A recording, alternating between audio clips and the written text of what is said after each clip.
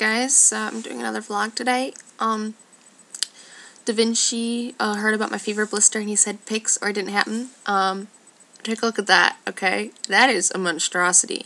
It is all up and down here and it's been itching like crazy and I look like I split my lip open. It's hard to tell over the webcam, but it looks like I got into a huge fist fight, which I probably did. I'm not telling. So today was an insane amount of good and bad all at once. It's been a huge day. Essentially, what happened is I started out, I didn't know you need a CV in London for applying for jobs. In Germany, what you do is you go and ask if people are looking, and usually if they're hiring, then they'll talk to you right away and then hire you if they like you. I mean, they do things like CVs, but I've never had to do it. Whenever I wanted a job, I walked around the mall and asked people if they were hiring, and they hired me on the spot. I've never had an interview. I've never needed to write a CV or anything. So this was totally new for me. And everywhere I go, they're like, "Do you have a CV with you?" And I'm like, "No." The only time I ever wrote a CV was when I was sending my manuscript to the publisher. So I don't even know how to write a London CV. But then I was going to get my cell phone, a cell phone SIM card, and they weren't going to accept my German account.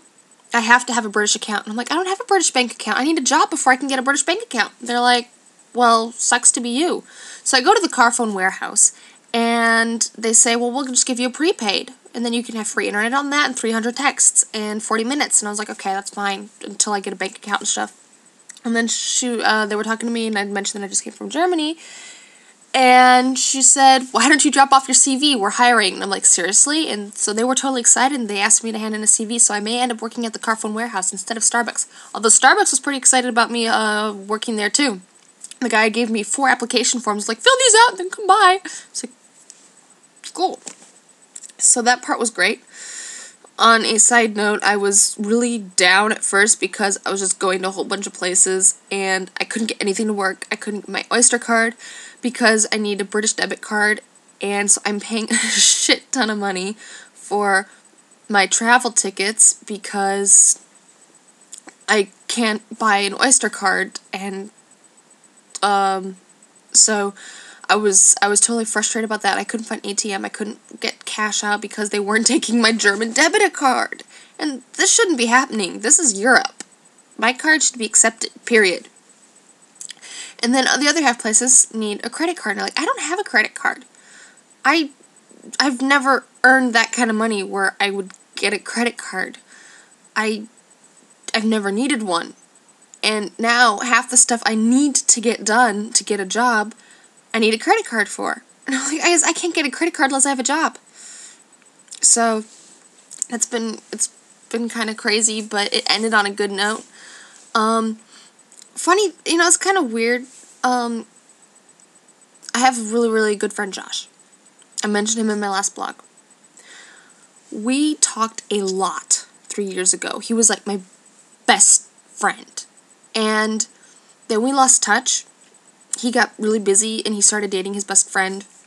And I got into a relationship when I got back to Germany 2 years ago.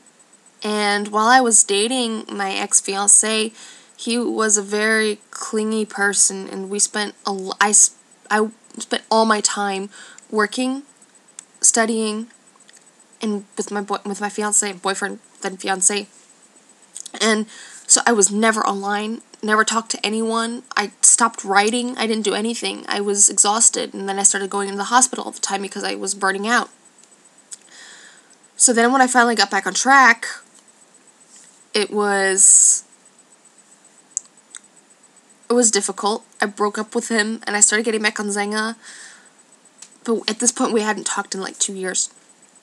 So just lately, maybe 2 weeks ago, because he was in the army in boot camp for 3 months too, so he didn't talk to anyone. We started talking again, and just a little bit here and there.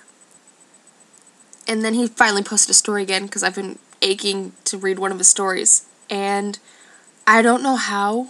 I honest to God don't know how, but he found my Starshine Fairy Zanga. And just so you guys know, he is a conservative Christian. He is probably the only Christian I've been around where I thought, this is what a true Christian should be like.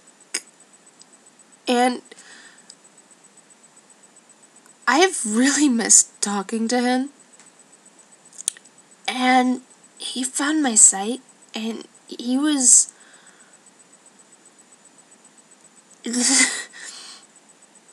I'm a very, very different person now than I was 2 years ago, 3 years ago. And he saw that. And I don't know why. I honestly don't know why, but it really bothers me. It really bothers me that he sees me like this and that he's seeing this other side of me. I don't really care who sees this side of me, this liberal, open side of me, but it bothers me that he saw that, and it bothers me that he messaged me asking me if I need to talk, what happened.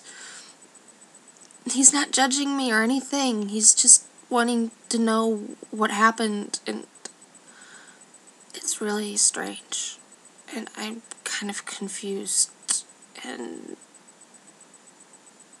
I don't know. It's weird. Just weird. So, anyway, I just got a text from my aunt telling me that the tea's done, so I'm going to go downstairs and have some tea. British tea! And then write my CVs. But everyone has a great evening. Bye.